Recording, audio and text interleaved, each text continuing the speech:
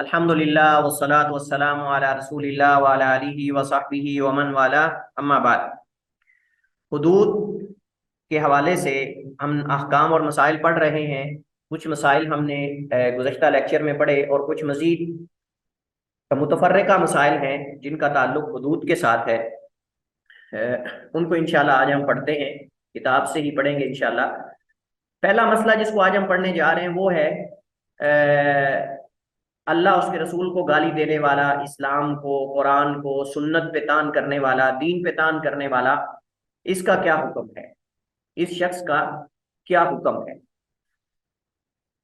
सबसे पहली बात तो ये है, इस मसले के अंदर जो सबसे बड़ा अहम पॉइंट है वो ये है कि ये मसला साबित करने के लिए अहले इल्म का होना जरूरी है। यानी कौन ये बात जो है वो साबित करेगा या इस बात का फैसला करेगा कि ये रसूलुल्लाह सल्लल्लाहु अलैहि वसल्लम पर तान है और ये अल्लाह पर तान है और ये इस्लाम पर है, कुरान पर है, सुन्नत पर है। क्योंकि बहुत सारी चीजें हमारे यहाँ अवाम में ऐसी होती हैं कि जिनको वो गुस्ताखी समझते हैं, तौहीन समझते हैं, लेकिन वो तौहीन नहीं होती। तो अगर हम इस मसले को बिल्कुल ओपन कर देंगे ना, तो फिर ये बहुत बड़ा इसके अंदर इश्काल पैदा होता है। फिर हर बंदा मुफ्ती बन के बैठ जाएगा और जिसको जिसका दिल करेगा वो जो है वो उस पर गुस्ताख होने का फतवा लगाकर उसको जो है वो उस पर FIR करवा देगा या उसको कत्ल कर देगा या जो भी है। तो इस वजह से पहली तो ये है कि दलाइल से ये बात और शवाहिद और बैयिनात की बुनियाद पे ये चीज साबित होनी चाहिए कि उस बंदे ने अल्लाह उसके रसूल को गाली दी है, और वो कौन सी गाली दी है, क्या वो गाली है। पहली तो ये बात है। और उसने तान किया है तो वो तान या तनकीस है, ये बात असल में है। अब मसलन कोई बंदा अगर ये कह दे जी नबी अलैहिस्सलाम आलिमुल गैब नहीं, अब कोई बंदा दूसरा जो आलिमुल गैब मानता है वो उठ के गुस्ताखी का फतवा लगा के कत्ल कर दे हैं। तो अब ये जो मसला है, इसी तरह मसलन किसी के इल्म में है कि जी फलां हदीस जो है वो दईफ है, लिहाजा उससे साबित होने वाला मसला जो है मैं उसको नहीं मानता। तो अब ये एक हदीस की सेहत व ज़ाब का मसला जो है वो इख्तिलाफी है। लिहाजा अगर कोई इस बुनियाद पर किसी मसले को रद्द करता है कि वो हदीस वाक़अतन ही उसमें उलमा की, बड़े बड़े किबार उलमा की आरा मौजूद हों और इख्तिलाफ मौजूद हो, बाद ने सही कहा हो, बाद ने ज़ईफ कहा हो, तो इस सूरत के अंदर इख्तिलाफ की गुंजाइश मौजूद है। ज्यादा इस सूरत के अंदर हम नहीं कहेंगे कि जी वो सुन्नत को रद्द करने वाला है और वो सुन्नत को तर्क करने वाला है। हाँ, जिस बारे में तवातुर के साथ अल्लाह के नबी की सुन्नत और अहादीस मौजूद हैं और वो मसला साबित है, तवातुर से मुतादिद सहाबाए किराम ने उसको बयान किया है, उसका अगर कोई इनकार करता है तो उसके बारे में यानी उसको ताज़ीरी सजा दी जा सकती है। लेकिन जहाँ इख्तलाफ की गुंजाइश मौजूद है उन मसाइल के अंदर ये मामला जो है वो नहीं चलेगा, और ना हम उसको गुस्ताख कहकर जो है उसके ऊपर कोई किसी किस्म की हद जो है उसको नाफिज करेंगे। तो कहते हैं कि वस्साबु लिल्लाहि औ लिरसूलिहि औ लिल-इस्लामी औ लिल-किताबी औ लिस-सुन्नति वत्ताइनु फिद्दीन। अल्लाह और उसके रसूल या इस्लाम या किताबुल्लाह या सुन्नत रसूल को गाली देने वाला और दीन में तान करने वाला, यानी मतलब ये है कि ये भी असल में इस पर भी हद लगेगी और इसको भी सजा दी जाएगी। इसकी दलील क्या है? इसकी दलील हजरत अब्दुल्लाह इब्न अब्बास रज़ी अल्लाह ताला अन्हुमा की मारूफ हदीस है। आप सुनते रहते हैं कि एक नबीना साहबी ने अपनी लौंडी, जिससे उनकी औलाद भी थी, और जिस लौंडी से औलाद होती थी उसको कहते थे उम्मुल वलद, उसको कहते थे उम्मे वलद या उम्मुल वलद। नबी अलैहिस्सलाम की कौन सी लौंडी है जो उम्मुल वलद है, किसी को पता है? जी सर, बताओ। हजरत बताएं। मारिया किब्तिया। आपकी आवाज लो आ मारिया। रही जी सर, अब आ रही है आवाज? है। हाँ जी सर, हजरत मारिया किब्तिया। जी, मारिया किबतिया रज़ी अल्लाह ताला अन्हा, एक कौल के मुताबिक वो अल्लाह के नबी की बीवी हैं और एक कौल के मुताबिक वो अल्लाह के नबी अलैहिस्सलाम की लौंडी थी जो मिस्र से नबी अलैहिस्सलाम को हदिया की गई थी। तो दोनों कौल उसके अंदर मौजूद है। तो वो नबी अलैहिस्सलाम की उम्मे वलद है और उससे इब्राहीम रज़ी अल्लाह ताला अन्हो पैदा हुए थे। इब्राहीम रज़ी अल्लाह ताला अन्हो, उससे नबी अलैहिस्सलाम के ये बेटे जो हैं वो अल्लाह ताला ने बेटियों के बाद, मक्का में आपके बेटे फौत हुए, फिर मदीना में आपके पास औलाद नहीं थी सिवाय बेटियों के, तो अल्लाह ताला ने इब्राहीम दिए, लेकिन वो भी अल्लाह ताला ने जो है वो नबी अलैहिस्सलाम से उनको वापस ले लिया। और वो वाकया सुनते रहते हैं आपके, अल्लाह के नबी ने फरमाया कि इन्नल क़ल्ब ला यहज़ुनु व इन्नल अय्ना लतदमा व इन्ना अला फ़िराक़िका या इब्राहीम लमहज़ूनून, तो वला नक़ूलु इल्ला मा युर्दी रब्बना सुब्हानहु व तआला। इस तरह दीगर अल्फाज भी इससे मिलते जुलते मिलते हैं। तो बहरहाल, तो मैं ये आपको इस वजह से बताया कि ये सहाबी बेचारे एक तो नबीना थे, और दूसरा वो लौंडी जो नबी को बुरा भला कहती थी, नबी अलैहिस्सलाम को, उससे उनकी औलाद भी थी। आप जरा सोचिए कि एक बंदा नबीना है और उसका सारा सहारा उस औरत पर है, यानी उसका आप समझ लें कि घर के अंदर जो चलाने वाली और उसको खाना खिलाने वाली और उसके मामलात को देखने वाली वो अकेली वही लौंडी है। मुझे बताइए कि क्या वो सहाबी जो नबीना है और उनका जिंदगी के अंदर एक ही सहारा अल्लाह के बाद वो लौंडी है, तो क्या उसको बिला वजह कत्ल कर सकते हैं? नहीं। नहीं सर। ऐसा नहीं। इस वजह से ये करीना था, ये करीना था नबी अलैहिस्सलाम के सामने जो वाजे हुआ कि वाकयातानी उस औरत ने बुरा भला कहा होगा, इस वजह से अभी ने उसको कत्ल किया है। इस वजह से अल्लाह के नबी खामोश हो गए। इस वजह से हर जगह ये कायदा अप्लाई नहीं होगा कि कोई बंदा जो है वो उठ के चुप करके खुद क्योंकि अगर ये हम बात करेंगे ना कि जी कोई भी गुस्ताख रसूल को मार सकता है, तो पहले तो उसको गुस्ताख साबित करने के लिए चाहिए ना दलील। ऐसे तो हम हर बंदे को गुस्ताख बना देंगे, जो भी कहेगा कि नबी आलिमुल गैब नहीं होता, नबी मुश्किल कुशा नहीं होता और नबी फौत हो चुके हैं, नबी जिंदा नहीं है, उसको हम गुस्ताख बना के हम शूट कर देंगे। इस वजह से पहले तो ये चीज की जरूरत है कि क्या आया वो गुस्ताखी है कि नहीं, वो तनकीस है कि नहीं नबी की शान में, वो गाली है कि नहीं जिसको गाली समझा जा रहा है असल में। फिर ये है कि वो बंदा किस वजह से कर रहा है, ये भी तो होता है ना। हो सकता है उसको इल्म ही ना हो इन चीजों का। तो आप कई मुसलमान ऐसे हैं उनको नबी अलैहिस्सलाम का नाम भी नहीं आता, उनको नबी अलैहिस्सलाम का नाम भी नहीं आता, ऐसे भी बाद बड़े पढ़े लिखे लोग मौजूद हैं। अल्लाह मुस्तान।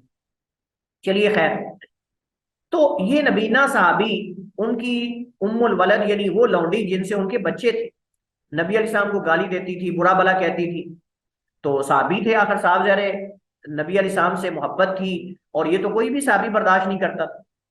तो एक दफा ऐसा हुआ कि उसने अल्लाह के नबी अलैहिस्सलाम को बुरा भला कहा, उस लौंडी ने आपकी शान में गुस्ताखी की। तो उस सहाबी जो है वो नबी अलैहिस्सलाम को सहाबी के सामने वो गाली दे रही थी। तो उसने क्या किया, उस सहाबी ने वो जो लोहे का कुदाल सा होता है या कोई तेज आला होता है वो लिया, और उसको उसकी सीने के ऊपर रख के उसको जो है वो खोंक दिया उसके अंदर और उसको कत्ल कर दिया, अपनी लौंडी को। यानी नबीना साहबी थे। अब वो मतलब कि इसी तरह ही कर सकते थे, तो लेटी हुई थी तो उसके ऊपर उन्होंने कोई नुकीला आला रखा और ऊपर से दबाकर उसको जो है वो कत्ल कर दिया। अब साफ जा रहा है कि लोगों का ध्यान तो कहीं इस तरफ गया कि शायद किसी और ने किया है, कि वो तो नबीना है, वो कैसे ये कर सकते हैं। तो नबी करीम अलैहिस्सलाम को जब सुबह पता चला कि एक लौंडी जो है वो कत्ल हो गई है और उसको किसने मारा है, हदीस में आता है कि अल्लाह के नबी अलैहिस्सलाम ने खड़े होकर खुतबा दिया और आपने कहा कि कौन है जिसने इसको कत्ल किया है। तो नबीना साहबी अपनी टांगे कांपती हुई, कांपती टांगों के साथ खड़े हुए, टांगे कांप रही हैं और कह रहे हैं अल्लाह के रसूल मैंने उसको कत्ल किया है। अल्लाह के नबी अलैहिस्सलाम ने पूछा कि भाई क्यों तुमने किया है।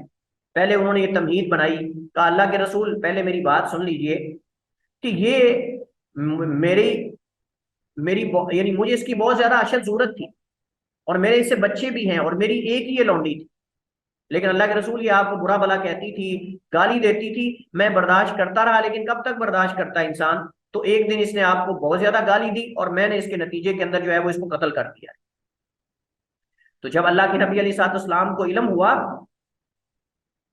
तो अल्लाह के नबी अलैहिस्सलाम ने सहाबा के अंदर एलानिया तौर पे फरमाया, अला इशहदु इन्ना दमा हदरुन, खबरदार गवाह हो जाओ, बेशक इस लौंडी का खून रायगा है, बेशक इस लौंडी का खून रायगा।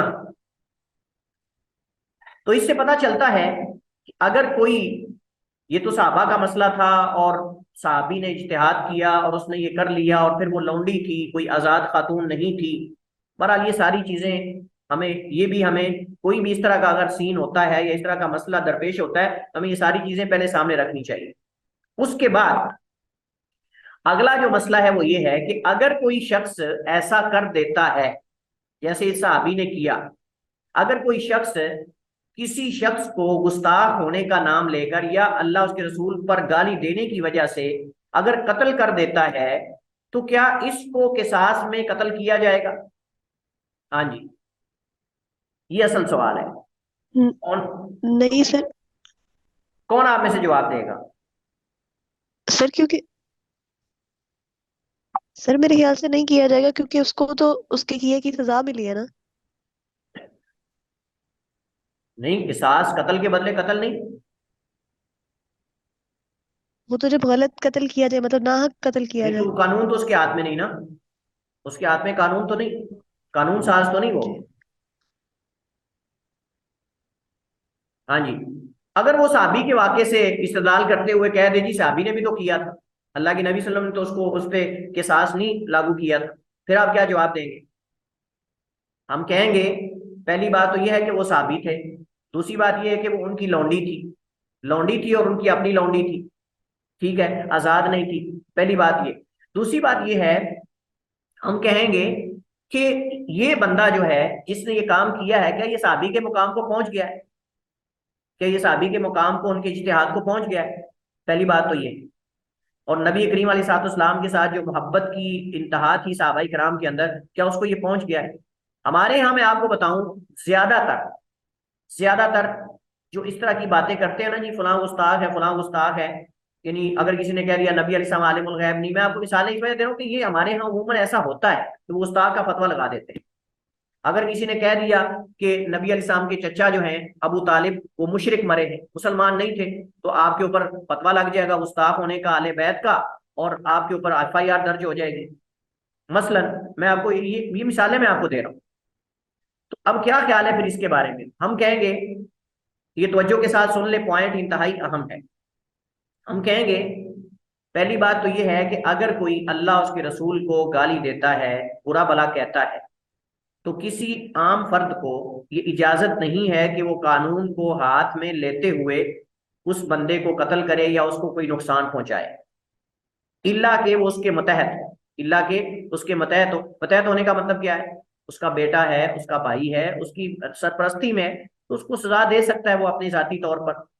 लेकिन एक तीसरे फर्द को, थर्ड पर्सन को, वो ये इल्जाम देकर कि उसने अल्लाह उसके रसूल को बुरा भला कहा है, लिहाजा उसको शूट कर दे या उसको नुकसान पहुंचाए, ये सही नहीं। उसके लिए उसको चाहिए वो उलमा से राब्ता करे, वो जो मुतलका इदारे हैं उनसे राब्ता करे, उसका कोई प्रूफ अपने पास रखे, उसका कोई अपने पास प्रूफ रखे। अगर उसके पास प्रूफ नहीं है तो फिर साहब जरा कौन ये बताएगा कि वाकई वो गुस्ताखी थी? अच्छा, ये है कबल अज वकू। कबल अज वकू, उसके वाक़े होने से पहले, यानी अगर उसने कत्ल नहीं किया अभी तक, लेकिन उसको लगा कि शायद ये गुस्ताखी है, या ये अल्लाह के रसूल को या कुरान को या सुन्नत को गाली दे रहा है, उस वक्त उसको क्या करना चाहिए? हमने कहा कि कानून को हाथ में ना ले, बल्कि वो कानून के ताब उसको सुपुर्द करे। कानून अगर उसको छोड़ देता है या जो भी है, तो उसका मसला अल्लाह के साथ है, कानून का या अदालत का जो भी है, उलमा फैसला करेंगे कि वो जो उसने बात, उसके बाद जब वो कानून उसको पकड़ेगा, एफआईआर दर्ज होगी, अब उलमा ये फैसला करेंगे कि आया ये जो उसने बात की है, ये वाकई ही गुस्ताखी है, ये वाकई ही गाली है, या वाकई सुन्नत पे तान है। ये उलमा फैसला करेंगे, ताकि वो जज भी आजकल का ये फैसला नहीं कर सकता, जजों को क्या पता है, ये जज भी नहीं कर सकता। उलमा से मुख्तलिफ मकातबे फिक्र के उलमा बुलाए जाएं जो मोतदिल हैं, और वो फैसला करें कि ये काम क्या वाकयातन ही गुस्ताखी है, तौहीन है और काबिल सजा है, तो फिर उसके बाद उसके बारे में जो मुनासिब सजा होगी वो मुंतखब की जाएगी। नंबर एक। दूसरी बात यह है कि अगर वो शख्स गुस्ताखी का इल्जाम किसी पर लगाकर, या गाली देने का, या किसी कत्ल कर देता है, अब क्या किसास में उस बंदे को कत्ल किया जाएगा? क्योंकि इसने, एक तो ये है कि इसने बिला तहकीक, बिला उलमा से पूछे रजू किए, इसने जो है वो बंदा कत्ल कर दिया। दूसरा, इसने कानून हाथ में लिया। और तीसरा ये है कि ये उसने एक एक यानी तरीका जारी कर दिया दूसरे लोगों के लिए भी, ताकि उनको भी हौसला मिले कि ठीक है जी, कोई भी कर ले तो ठीक है, काम चल जाएगा। तो ये कबाहते हैं इसके अंदर। लिहाजा इसके बारे में मेरा जो नुक्ता नजर है, जो मैं उलमा की कलाम से या अपने जाती मुताला से मैं जिस नतीजे तक पहुंचा हूं, वो ये है कि अगर कोई शख्स अपने जाती फैसले से किसी शख्स को के साथ, यानी गुस्ताखी का नाम देकर, या नबी की शान में तौहीन का नाम देकर, या अल्लाह की शान में तौहीन का नाम देकर अगर कत्ल कर देता है, तो इस शख्स को फौरन पकड़ा जाए, इसको कैद में रखा जाए, जेल में रखा जाए। मुख्तलिफ मकातबे फिक्र के उलमा की कमेटी को बुलाया जाए और वो उलमा, उनके सामने ये मसला रखा जाए कि फलां बंदे ने ऑन दी रिकॉर्ड, यानी टेप रिकॉर्ड की सूरत में या वीडियो रिकॉर्ड की सूरत में, आजकल तो मसला ही नहीं, उसने फलां फलां बात अल्लाह उसके रसूल के बारे में, कुरान के बारे में, इस्लाम के बारे में की है। अब शरीयत का हुक्म इस बंदे के बारे में क्या है जो कत्ल हो चुका है, जो मकतूल हो, यानी जिसको इस बंदे ने मार दिया। अच्छा, अब अगर वो उलमा, उनकी कमेटी जो मुख्तलिफ मकातबे फिक्र से मुतदिल, यानी आप समझ लें कि मुतासिब ना, वो बुलाए गए, उनने अगर मिलकर ये फैसला कर दिया कि वाकयातन ही ये नबी की शान में तौहीन और गुस्ताखी है और ये अल्लाह उसके रसूल को गाली देना है, तो उसका कत्ल बनता था जिसको इसने कत्ल किया है। अब किसास में इस बंदे को जिसने कानून अपने हाथ में लिया है, इसको उसके किसास में तो कत्ल नहीं किया जाएगा क्योंकि उसका जुर्म साबित हो गया है जिसको इसने कत्ल किया है, लेकिन इसको ताजीरी सजा दी जाएगी कानून हाथ में लेने की वजह से, और लोगों को बताया जाएगा ताकि कल को कोई और बंदा ये जुर्रत ना करे। क्योंकि अगर इस बंदे को जिसने कानून हाथ में लेकर उस मज़ऊम, यानी इसके गुमान के मुताबिक जो गाली दे रहा था, उसको कत्ल किया है, अगर इसको कुछ ना कहा जाए और छोड़ दिया जाए, तो हाय रोज कोई ना कोई गुस्ताख कत्ल होगा, जो हमारे नजदीक गुस्ताख होता है। वो है या नहीं अलग बात है, लेकिन आए दिन आपको कोई ना कोई मौलवी फड़का नजर आएगा। आज इधर मौलवी फड़का दिया, आज उधर मौलवी फड़का दिया, आप उधर फड़का दिया, इधर फड़का दिया, क्यों जी? ये गुस्ताख है। आपको आए रोज उलमा, पहले उलमा की आपको पता है कि किल्लत है, और उलमा ऊपर से उनके साथ मुख्तलिफ हीले करके कत्ल किया जा रहा है, उनको यानी मुख्तलिफ तरीकों से आजमाइशों में डाला जा रहा है। पहले दायरा तंग है उलमा पर, और ऊपर से अगर ये काम शुरू हो जाएगा तो आए रोज कोई ना किसी आलिम को फड़का देंगे, कत्ल कर देंगे और कहेंगे जी ये गुस्ताख था। तो ऐसा जो है ना, वो ये मैदान खुल जाएगा। तो फिर आजकल खुसूसन आजकल इस पुरफितन दौर के अंदर कि जब हक और बातिल खल्त मल्त होता जा रहा है, शुबहात इतने आम हो चुके हैं कि लोग ऐसे एडिटिंग कर लेते हैं, लोग एडिटिंग करके किसी और की बात उठा के किसी और की तरफ मंसूब कर देते हैं। पूरी वीडियो जो है वो एडिट होती है, एडिट शुदा होती है, हालांकि उसने वो बात ही नहीं की होती। तो इस वजह से तहकीक इन मामलात के अंदर बहुत जरूरी है, तहकीक बहुत जरूरी है। इब्न अल मुंजिर कहते हैं नबी करीम अलैहिस्सलाम को वाज़े तौर पर गाली देने वाले के कत्ल पर इजमा, नबी करीम अलैहिस्सलाम को वाज़े तौर पर गाली देने वाले के कत्ल पर उलमा का इजमा है, और ये उन्होंने अल इजमा किताब है अपनी, उसके अंदर इजमा नकल किया है। लेकिन मैं आपको बताऊं कि इब्न अल मुंजिर, इमाम नववी और बहुत सारे उलमा बसा औक़ात इजमा नकल करते हैं, लेकिन उस इजमा में कोई और भी कौल मौजूद होता है। खत्ताबी में कहते हैं कि मैं उसके कत्ल के वजूद में किसी इख्तिलाफ को नहीं जानता जबकि वो मुसलमान हो, यानी एक मुसलमान हो और फिर वो अल्लाह उसके रसूल को गाली दे या बुरा भला कहे। कहते हैं मेरे इल्म में कोई ऐसा इख्तिलाफ नहीं है कि जिसमें हो के कत्ल नहीं किया जाएगा। कहते हैं जब ये बात रसूलुल्लाह सल्लल्लाहु अलैहि वसल्लम के हक में साबित है तो अल्लाह या उसकी किताब को या इस्लाम को गाली दे या उसके दीन में तान करे तो उसे कत्ल करना भी लौला लाजिम है। यानी जब अल्लाह के रसूल को गाली देने वाले का कत्ल इस पर इत्तेफाक है, तो अगर कोई उससे बड़ा, यानी अल्लाह को गाली दे, कुरान को गाली दे, दीन को गाली दे, तो ये तो बिलौला इसको कत्ल होना चाहिए। और ये ऐसी हकीकत है जो दलील की मोहताज नहीं है, कहते हैं, और ये ऐसी हकीकत है जो दलील की मोहताज नहीं है। इमाम शौकानी कहते हैं अल्लाह या उसके रसूल या सुन्नत मुताहरा या इस्लाम को गाली देने वाला कुफर बवाह का इर्तिकाब करता है, इसलिए उसे कत्ल किया जाएगा, इल्ला कि वो खालिस तौबा कर ले, इल्ला कि वो खालिस तौबा कर ले। दक्तूर वहाबा ज़ुहैली कहते हैं जो शख्स अल्लाह ताला या नबी अलैहिस्सलाम या फरिश्तों या अंबिया में से किसी को गाली दे, बिल इत्तेफाक उसे कत्ल कर दिया जाएगा जबकि वो मुसलमान हो। और ये उन्होंने अपनी किताब जो है अल फिक़्हुल इस्लामी व अदिल्लतुहु, उसके अंदर उन्होंने जिक्र किया है।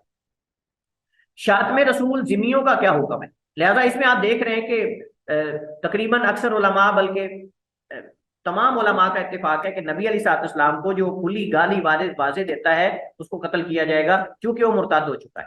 क्योंकि नबी से मोहब्बत हो और फिर कोई बंदा गाली दे, ये नहीं हो सकता। हाँ, एक सूरत में मुस्तस्ना है, और वो ये कि जब मुकरा हो, मजबूर हो, गन पॉइंट पे उसको बुरा भला कहलवाया जाए उससे, या नशे की हालत में अगर कोई ऐसी बात कर देता है तो फिर वो देखा जाएगा। लेकिन हमने कहा कि ये जो हुक्म है कत्ल की सजा का, ये तब साबित होगा ना जब वो जुर्म साबित होगा।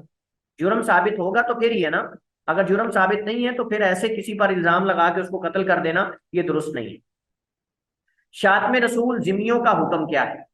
जो जिम्मी यानी अहले जिम्मा रियासत इस्लामी रियासत के अंदर रहते हैं अकलियात, तो उनके बारे में अगर वो अल्लाह के रसूल को गाली देते हैं इस्लामी रियासत में रहते हुए, हालांकि वो मुसलमान नहीं, तो उनके बारे में क्या हुक्म है?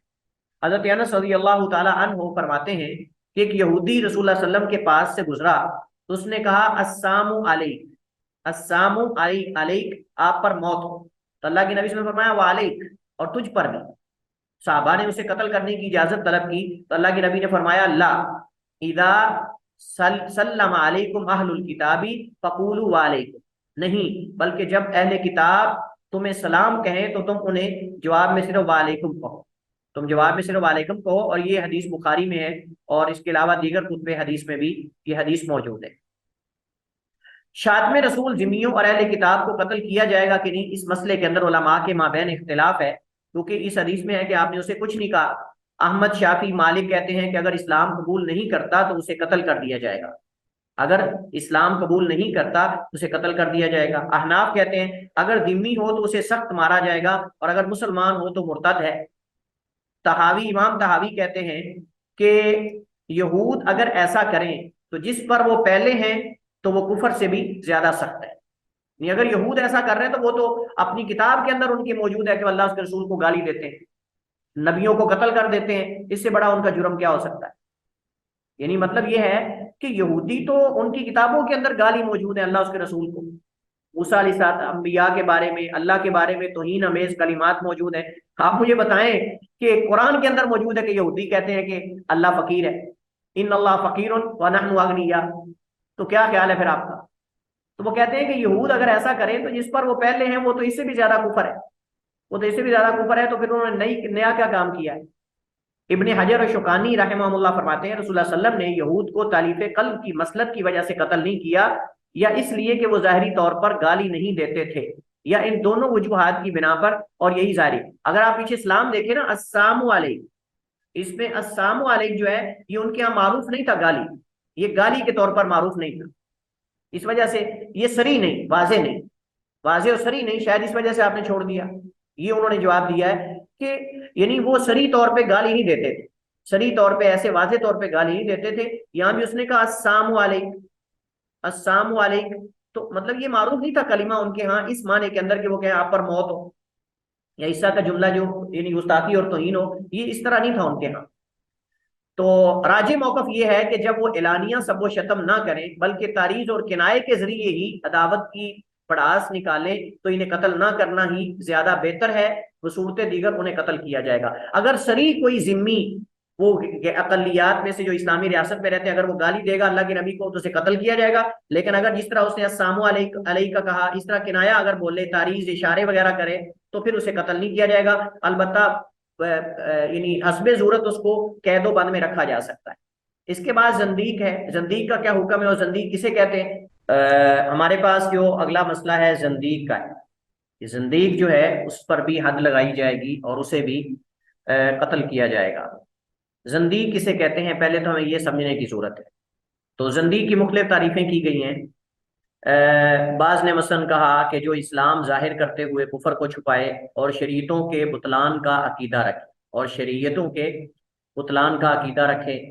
अब ये जो शाफी फुकहा हैं उनके यहाँ तारीफ है जंदीक की कि जो इस्लाम जाहिर करे और कुफर को छुपाए और तमाम शरीयतों के बुतलान का अकीदा रखता हो, ये बहुत बड़ा आप समझ लें कि जुर्म है। और ये यहाँ अगर आप गौर करें तो ये तकरीबन इल्हाद के माने में, अगर हम ये तारीफ लेते हैं ना पहली, तो ये इल्हाद के माने में तकरीबन है। और इस वजह से कदीम जमाने में यानी इसके लिए इल्हाद की जगह पर, मुल्हिद की जगह पर जंदीक बोला जाता था।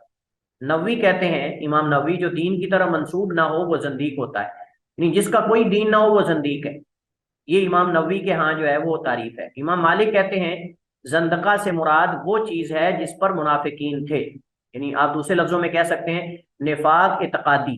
इतकादी मुनाफिक जो है वो जंदीक होता है, इतकादी मुनाफिक जंदीक होता है, यानी जो इस्लाम को जाहिर करे और बातिन से, दिल से इस्लाम को जुटलाता और अकायद को जुटलाने वाला हो, तो ये इमाम मालिक के यहाँ वो जो है वो गोया के उनके यहाँ नबी करीम अलैहिस्सलाम के जो ज़माने के मुनाफिकीन जिस अकीदे पर थे या जिस चीज़ पर थे, सेम उस पर जो होगा वो जंदीक होगा।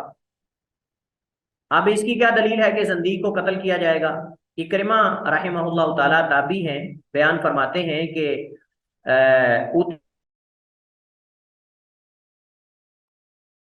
जी इंटरनेट डिस्कनेक्ट हो गया था। तो इकरिमा बयान करते हैं ताबी के उती अली बिजनादिका फाहरका, हजरत अली के पास जंदीक लाए गए और उन्होंने उनको जला दिया। और इस पे हम पहले बात कर चुके हैं कि ये कौन लोग थे और इनको क्यों जलाया गया। असल में ये अब्दुल्लाह इब्न सबा यहूदी जो है उसके पैरोकार थे, जो ये नारा लेकर निकले थे कि अली रजी अल्लाह तआला अन्हु इलाह है, अली रजी अल्लाह तआला अन्हु इलाह है। और इन्होंने हजरत अली की उलूहियत का दावा किया था, जिसकी वजह से हजरत अली रजी अल्लाह तआला अन्हु ने बहुत सारे लोगों को पकड़ कर जो है वो उनको आग में डाल दिया था और जला दिया था। और बल्कि कहा जाता है, बाज़ रिवायात में आता है कि इनमें से खुद जो है, इनमें कुछ खुद कूदने लग गए आग के अंदर, कुछ इनमें से खुद आग में कूदने लग गए। तो जब उनसे पूछा गया कि तुम कहते कि अब तो हमें यकीन हो गया कि अली इला है, कहते हैं पहले तो हमें शक था लेकिन अब हमें यकीन हो गया कि अली इला है। क्यों जी? कहते हैं चूंकि जलाने का अजाब हदीस में आता है कि वो इला ही दे सकता है, तो लिहाजा इसका मतलब ये है कि ये अली इला है और ये हमें जला रहे हैं, लिहाजा वो कई तो उसमें कुछ छलांगे लगाने लग गए आग के अंदर। तो बहरहाल ये हजरत अली रजी अल्लाह तआला अन्हु ने इनको जला दिया था। चूंकि असल में अब्दुल्लाह इब्न सबा यहूदी ये शुरू से ही इस्लाम को नुकसान पहुंचाने की गरज से इस्लाम में दाखिल हुआ था। अब्दुल्लाह इब्न सबा यहूदी ये असल मजूसी था, मजूसी के बाद यहूदी हुआ और यहूदी होने के बाद ये मुसलमान हुआ बज़ाहिर सिर्फ मुसलमानों को नुकसान पहुंचाने की गरज से। और इसने फिर इस्लाम को नुकसान पहुंचाया, बहुत ज्यादा नुकसान पहुंचा। जितने फितने हैं उसके अंदर बुनियादी किरदार इसका है, जितने फिरके उठे उसके अंदर बुनियादी किरदार इसका। सबसे पहले जो शीयत का आगाज हुआ, यानी शीयत तशय्यो, तशय्यो यानी आले बैत की मोहब्बत के अंदर गुलूब और उसका दावा, ये सबसे पहले इसी ने किया था। सबसे पहले इसने हजरत अली की फजीलत का नारा लगाया कि अली अफजल हैं और वो खिलाफत के हकदार है। उसके बाद फिर जो है वो उनके मासूम होने का, उसके बाद मासूम होने के बाद तीसरा उनकी उलूहियत का दावा कर दिया, जिसकी वजह से हजरत अली ने इसको जो है वो जलावतन कर दिया था। पहले जब इसने गुलूब किया ना तो हजरत अली ने इसको जलावतन कर दिया था। फिर इसको पकड़ने लगे तो ये भाग गया था। ये जब जलाने लगे ना लोगों को तो उस वक्त ये भाग गया था।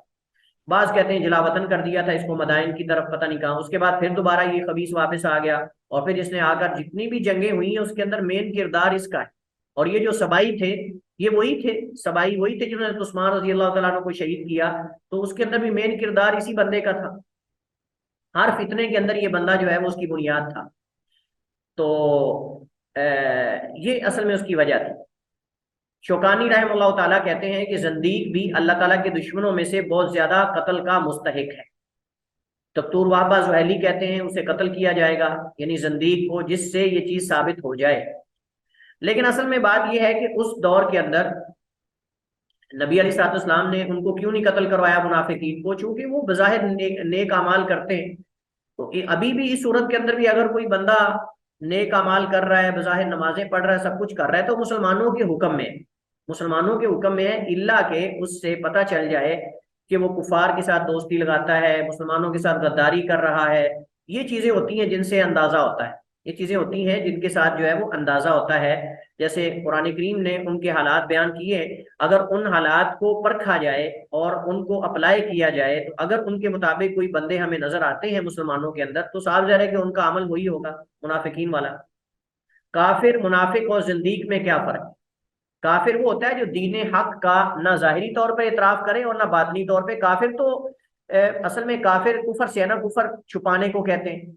वो अल्लाह की तौहीद को छुपाता है, अल्लाह ताला की तौहीद को छुपाता है, इस वजह उसे काफिर कहते हैं। तो काफिर में फर्क ये है कि वो तो कुफर को जाहिर कर रहा है, वो तो एलानिया तौर पे कुफर कर रहा है, वो तो कहता ही नहीं कि मैं मुसलमान हूँ। तो ये फर्क है। मुनाफिक जो है वो जुबान से इतराफ करता है लेकिन दिल से कुफर, दिल में कुफर रखा होता है उसने। लेकिन जो जंदीक होता है ये जाहिर और बातिन, यानी जाहिर और बातिन में इतराफ करे लेकिन बाद साबित और वाज़ेह मसाइल की ऐसी तावील और तफसीर करे जो सहाबाए किराम की तफसीर और इजमाए उम्मत के खिलाफ। यानी ये बाद उलमा ने जब मुकाबले में तारीफ की जाएगी उस वक्त ये फर्क किया है। बाद ने कहा कि जंदीक से मुराद कोई भी दीन इस्लाम के अंदर अगर बड़ी बिदअत इजाद करता है तो उसे जंदीक कहते हैं। अगर साहिब किताब ये लिख देते ना तो ये ज्यादा बेहतर होता। जंदीक की जगह पर अगर ये लिख देते कि दीन इस्लाम में कोई भी बड़ी बिदअत इजाद करने वाला वो जंदीक होता है, दीन इस्लाम के अंदर कोई भी बड़ी बिदअत, कोई नया काम इजाद करने वाला वो जंदीक होता है, तो मेरे ख्याल में ये ज्यादा मुनासिब होता। ये ज्यादा मुनासिब होता। अगरचे वो जाहिरी तौर पे जो है वो नेकियां और नेक अमाल करने वाला भी हो, लेकिन अगर वो दीन इस्लाम के अंदर कोई ऐसी नई चीज की बुनियाद रखता है कि जो पहले सलफ सालीन उनके अंदर मौजूद नहीं, तो उसको जंदीक कहेंगे। मसलन मिसाल के तौर पर उलमा ने ये जो जहमिया है उनको भी जंदीक कहा है। और जहमिया आप जानते हैं कि अल्लाह ताला के अस्मा और सिफात का सबसे पहले इनकार करने वाले वही है। अल्लाह ताला के अस्मा और सिफात का सबसे पहले इनकार करने वाले जहमिया थे। इस वजह से उनको उलमा ने ज़नादिका कहा है। और बाकायदा इस पर जो है वो उलमा ने किताबें लिखी। इमाम अहमद बिन हंबल रहमतुल्लाह ताला की किताब है इस पर, अर्रद्दु अला ज़नादिका, अर्रद्दु अला ज़नादिका, बाकायदा इमाम अहमद बिन हंबल की किताब है इस पर। और इसी तरह और भी कई उलमा ने इस पर किताबें लिखी हैं। मुराद उनसे जामिया है, जामिया पे वो रद्द कर रहे थे। इसी तरह बाज ने कदरिया जो है तकदीर का इनकार करने वाले, उनको भी जंदीक कहा है, क्योंकि ये मसला सहाबाई कराम के अंदर था ही नहीं तकदीर का मसला कि उसको छेड़ा जाए कि जी बंदे अपने अफाल के खुद खालिक हैं। और अल्लाह ताला को नाउज़ुबिल्लाह बंदे के अमल करने के बाद इल्म होता है, पहले अल्लाह को इल्म ही नहीं। उन्होंने अल्लाह ताला के इल्म का इनकार कर दिया कि अल्लाह ताला को पहले से इल्म ही नहीं चीजों का। तो ये भी एक तरह का जंदिका है, ये भी एक तरह का जंदिका है, और ऐसा करने वाला जंदीक है। बहरहाल ये बाज़ उलमा ने जो है वो इसकी तारीफ की है। मसलन वो कुरान करीम और वो कुरान और उसमें मज़कूर जन्नत और जहन्नम को बरहक माने, लेकिन उनमें यूं तावील करे कि जन्नत से मुराद ऐसी सलाहियतों की वजह से हासिल होने वाली खुशी है, और यानी अच्छी सलाहियतों की वजह से हासिल होने वाली खुशी है, और जहन्नम से मुराद बुरी कसरतों की वजह से नदामत का असूल है। यानी गोया कि वो जन्नत को खुशी मुराद ले जन्नत से, या उसकी तावील खुशी करे, और जहन्नम से मुराद जो है वो उसकी तावील जो है वो क्या करे, नदामत और अफसुर्दगी। और यानी खारिज में जहन्नम और जहन्नम का वजूद कहता है ही नहीं, इनकार करते। तो तावील जो होती है किताब और सुन्नत की नसूस में वो दो तरह की होती है। एक वो है जो किताब और सुन्नत और इत्तेफाक उम्मत से कतई तौर पर साबित मसाइल की मुखालफत ना करे, यानी ऐसी तावील जिसकी गुंजाइश मौजूद हो, ऐसी तावील जिसकी गुंजाइश मौजूद हो। तो ऐसी तावील कभी तफसीर के माने में होती है, और कभी जो है वो तावील ऐसी होती है लेकिन उसके अंदर कुफर तक इंसान नहीं पहुंचता। अगरचे वो गलती होती है, उसको आप राय कह सकते हैं, लेकिन वो कुफर तक इंसान नहीं पहुंचता। लेकिन बाज तावीलात ऐसी होती है जो इंसान को कुफर तक भी पहुंचा देती है, और वो उन मसाइल के अंदर होती है कि जिन मसाइल का तवातुर के साथ किताब और सुन्नत से सबूत मिलता, जिन मसाइल का तवातुर के साथ किताब और सुन्नत से जो है वो सबूत मिलता हो। मसलन हर वो शख्स जो शफात, रोज़े क़यामत, रोयत इलाही, अज़ाब कब्र, मुनकर नकीर के सवाल, कुल सिरात, हिसाबो किताब का इनकार करते हुए ऐसी फासिद तावीलें पेश करे जो पहले कभी ना सुनी गई हो, तो वो जंदीक है, वो भी जंदीक के हुक्म में। और इस वजह से वो जो क्या उसका नाम था, जाद जाद बिन दिरहम, जाद बिन दिरहम, उसको सबसे पहले जो है वो जाद बिन दिरहम को कत्ल किया था अब्दुल्ला कसरी ने, अब्दुल्ला बिन खालिद कसरी ने, जो अमीर था। इस वजह से किया था ना कि उसने कहा था कि मैं ये कहता हूँ कि अल्लाह ताला ने मूसा से कलाम नहीं की और इब्राहिम को खलील नहीं बनाया, इब्राहिम को खलील नहीं बनाया और अल्लाह ने मूसा से कलाम नहीं की, उसे सीधा सीधा सीधा कह दिया था। तो इस पर जो है वो जो अमीर थे उस इलाके के, जहाँ उसने ये बात की थी, उन्होंने कहा ईद उल अजहा के दिन, उन्होंने कहा आप सारे अपनी कुर्बानियां करो और मैं आज अपनी कुर्बानी करता हूँ। तो उसने फिर जाद बिन दिरहम को ज़बह किया था सबके सामने। लोगों ने कुर्बानियां की जानवरों की, तो खालिद बिन अब्दुल्ला कसरी जो अमीर थे उस वक्त, गालिबन खालिद बिन अब्दुल्ला ही उनका नाम था, खालिद अल कसरी या खालिद बिन अब्दुल्ला अल कसरी, उन्होंने फिर जो है वो उसको जाद बिन दिरहम को ज़बह किया था इस सजा के तौर पर कि वो ये अकीदा रखता था कि अल्लाह ताला ने मूसा से कलाम नहीं की और इब्राहिम को अपना खलील नहीं बनाया। कुरान में है वत्तखज़ अल्लाहु इब्राहीम खलीला, वो कहता लम यत्तखिज़ इब्राहीम खलीला। अल्लाह ने कुरान में कहा कि मैंने इब्राहिम को खलील बनाया, वो कहता लम यत्तखिज़ इब्राहीम खलीला, अल्लाह ने इब्राहिम को खलील नहीं बनाया। अल्लाह ने कहा वकल्लमल्लाहु मूसा तकलीमा, वो कहता है लम युकल्लिमुल्लाहु मूसा तकलीमा, अल्लाह ने मूसा से कलाम नहीं की। तो इस वजह से उसको कत्ल कर दिया गया, ज़बह कर दिया गया था उसे। क्योंकि उस वक्त इस्लाम गालिब था और हुक्मरानों के अंदर उस वक्त खैर मौजूद थी और गैरत मौजूद थी और उलमा की कदर की जाती थी, उलमा की बात सुनी जाती थी, तो उलमा से फतवा और राय लेकर ही उसको सजा दी गई थी। इसी तरह जो हजरत अबू बकर हजरत उमर के मुतालिक है कि वो जन्नती नहीं है, हालांकि ये बात तो जो है वो तवातुर के साथ साबित है। ये बात तवातुर से अहादीस से साबित है। यह क्या है कि नबी अलैहिस्सलाम के खातमुन नबुव्वा होने का मतलब ये है कि आपके बाद किसी नबी का नाम रखना जायज नहीं, किसी नबी का नाम रखना जायज नहीं, ये भी जंदीक है। जमहूर मुताखिर अहनाफ और शवाफी ऐसे शख्स के कत्ल पर मुत्तफिक है। वाज़ेह है कि जिस रिवायत में ये लफ्ज हैं उलाइका अल्लज़ीना नहानिल्लाहु अन्हुम, कि इन लोगों से अल्लाह ताला ने मुझे रोका है, वो मुनाफिकीन के बारे में। जैसा कि एक अंसारी ने रसूल करीम अलैहिस्सलाम से आकर मुनाफिकीन में से एक आदमी को कत्ल करने की इजाजत तलब की, तो नबी करीम अलैहिस्सलाम ने जो है वो अंसारी यानी उसने आकर कहा कि अल्लाह के नबी सल्लम ने उससे कहा कि अलैसा यशहदु अल्ला इलाहा इल्लल्लाह, क्या वो इस बात की शहादत नहीं देता कि अल्लाह के अलावा कोई माबूद नहीं?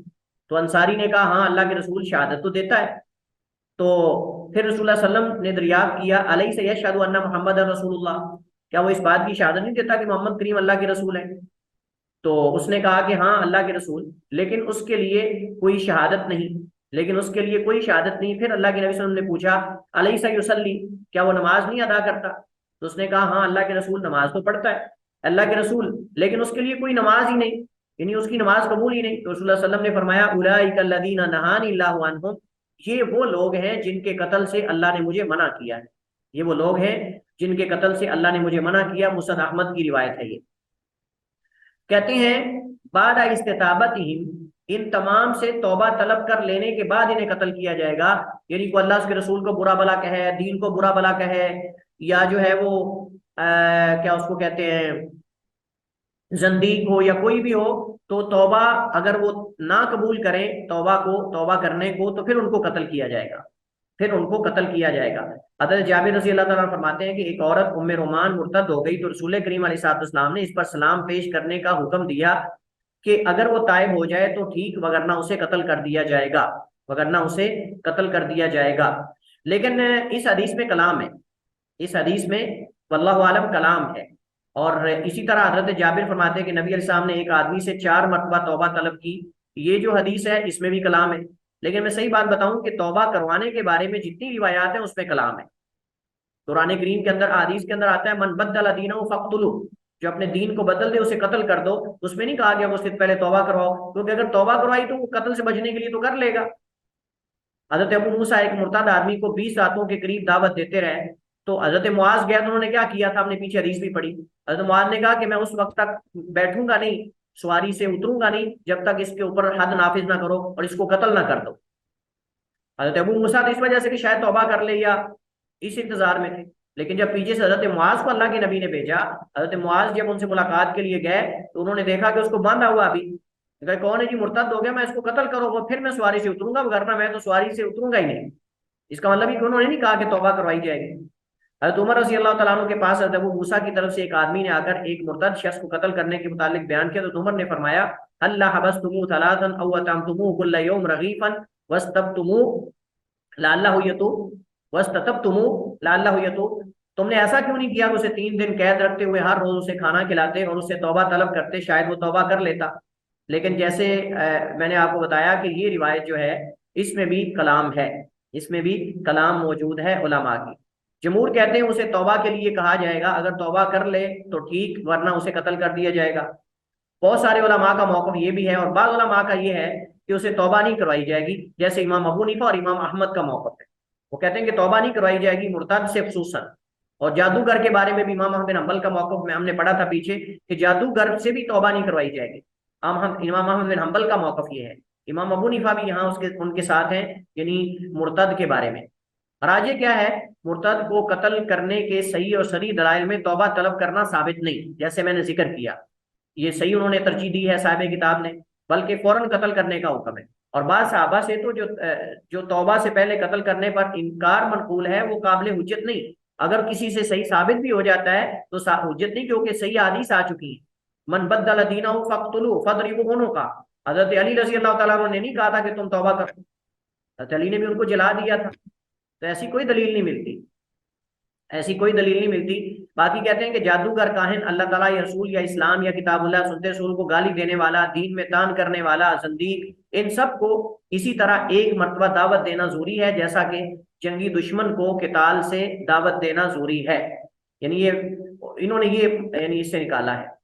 एक मर्तबा तो तौबा करना काफी होगा या 3 मर्तबा तौबा जरूरी है, और 3 मर्तबा एक मजलिस में या एक दिन में या 3 दिनों में ये तौबा की जाएगी। इन तमाम मसाइल में इख्तिलाफ है। बहरहाल ये छोड़ें आप इन मसाइल को। सही बात यह है कि जो मुर्तद हो जाएगा उससे तौबा नहीं करवाई जाएगी और उसे कत्ल कर दिया जाएगा, यही उसकी सजा है।